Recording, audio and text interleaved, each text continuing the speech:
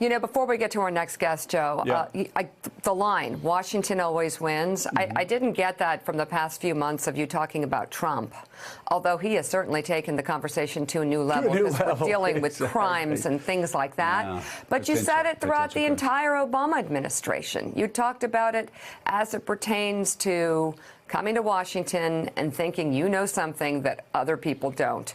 You always said Washington always wins. Every president that walks through the gates for the first time on January 20th, every administration that walks through there thinks that they are the smartest people. They've cracked the code, and nobody that's ever walked through that gate before them are smarter than them. Pretty soon they figure out what every president figures out. Donald Trump hasn't figured it out yet, that there are rules to live by. In the Obama administration, loathed the fact that there were Republicans there who were trying to wipe them out politically every day. And it's just like Tip O'Neill and Ronald Reagan. You've got to figure out how to make that system work. Well, it's too bad Donald Trump didn't understand that, because literally what you are watching before your eyes when you see him on television every day, in my opinion, is a man who is finally, in 74 years of his life, finally being held accountable for his actions, and he does not know what to do. And that's what I think we see when we watch his behavior and his strange lurches away from people when he's supposed to be greeting them. He's in a different place because he's never been in this place before.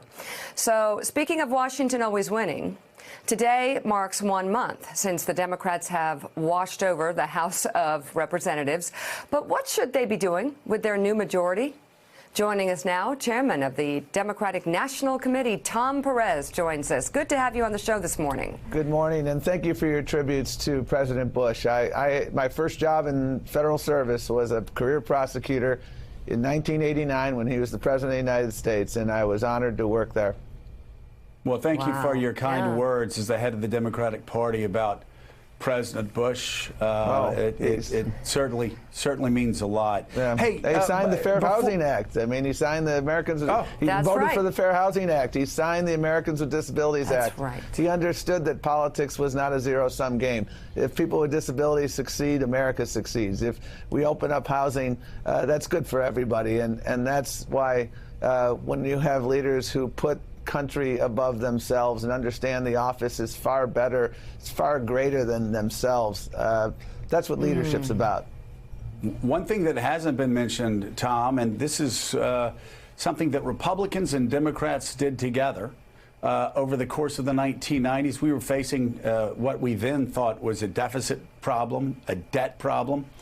And George H.W. Bush made a deal with Democrats that cost him his presidency a few years later. Yep. Bill Clinton made a deal with his own party, Democrats, that actually cost him the House and Senate majority. Got people like me elected who ran against actually that tax increase.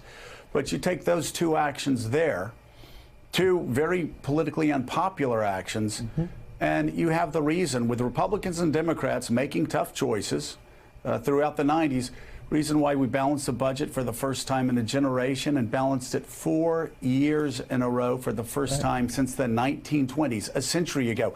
And that was the work of Republicans and Democrats alike.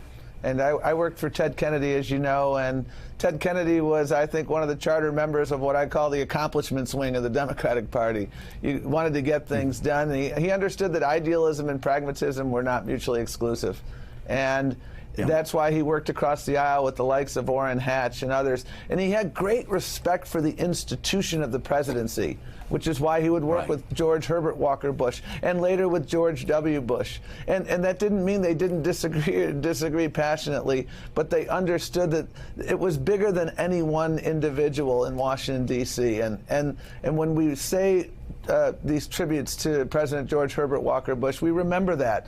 Voting for the Fair Housing Act in 1968 was a politically dicey proposition for then Congressman George Herbert Walker Bush, and he did it, and he understood that it was the right thing to do for the nation, and that is why we pay tribute to that. We hunger for the likes of people like George Herbert Walker Bush, who did put country over party every day. And he was a former chairman of the Republican National Committee, I should point out as well. Right.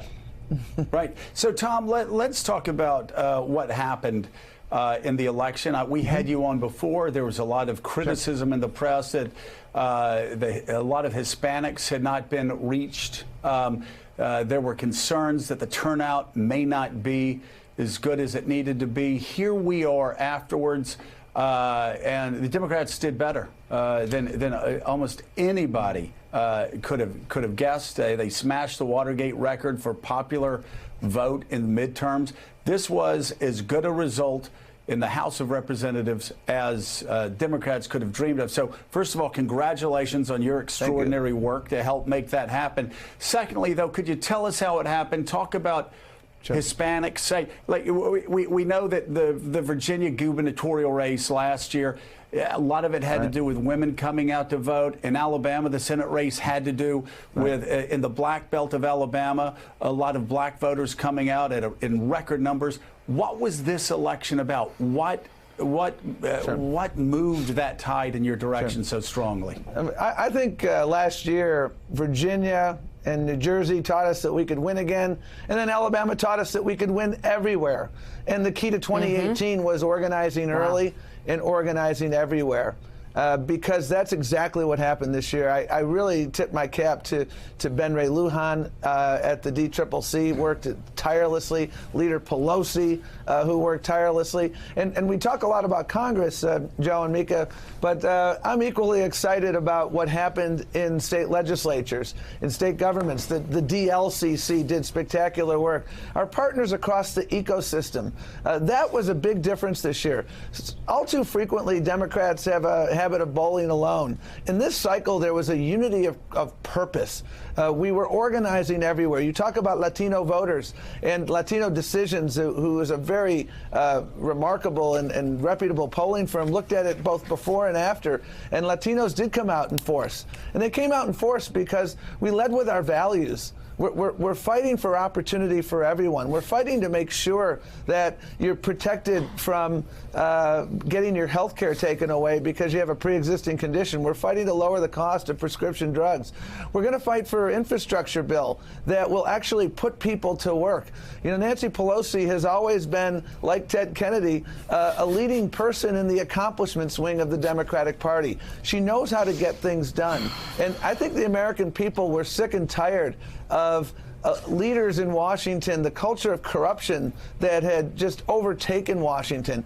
And across the country in states, I mean, the last time Democrats flipped 7 gubernatorial seats in one cycle was something like 40 years ago. That's a big deal. And that is going to enable us in the next redistricting cycle to level the playing field. And that is so critically important. And so we won in a nutshell because we organized early, we organized everywhere, we fielded really good candidates who were good listeners, who fought for the issues that people cared about. They tried to put Nancy Pelosi on the ballot, and as you correctly pointed out, that was an absolutely abysmal strategy. That really didn't work too well. Willie's here and has a question for you. Willie Geist. Sure. Hey, Mr. Chairman, Willie Geist, good to see you. We had Rahm Emanuel on the show, Mayor of Chicago, last week, and he was talking about that sort of diagnosing what happened on Election Day and said we separated Donald Trump from many of the people who voted for him in 2016, talking about some independent voters, particularly in the suburbs. And Mayor Emanuel's point was sort of that preaching to the choir relentlessly is not going to be the way to win in 2020. So what lessons do you take from the victories that you had, the substantial victories you had a couple of weeks ago, as you look forward to 2020? What should be the approach to running against Donald Trump? Well, I think leading with our values, I mean, what I find, Willie, to be remarkable about Donald Trump is that unlike, say, Barack Obama, I remember 2010 because I was working the administration. I think his words were, we got shellacked. Yep. And he approached the aftermath with a healthy and important and indispensable dose of humility. Here, what we see from the Republicans is just doubling down on what they were doing before the election, the politics of fear, the politics of division.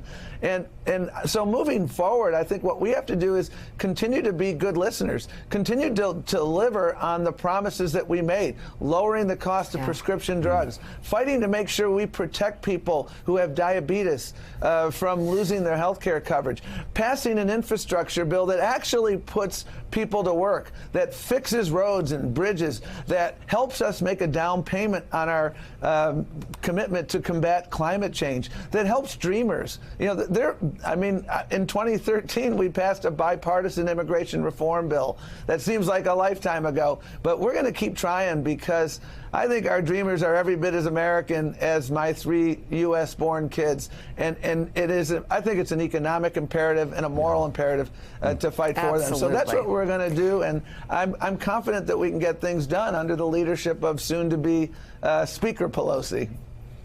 DNC Chairman Tom Perez, thank you very much for being on the show this morning. Pleasure to be with you. Still ahead, there is one congressional race still up in the air thanks to allegations of voter fraud and questions surrounding absentee ballots. Those details are ahead on Morning Joe. Thanks for checking out MSNBC on YouTube, and make sure you subscribe to stay up to date on the day's biggest stories. And you can click on any of the videos around us to watch more from Morning Joe and MSNBC. Thanks so much for watching.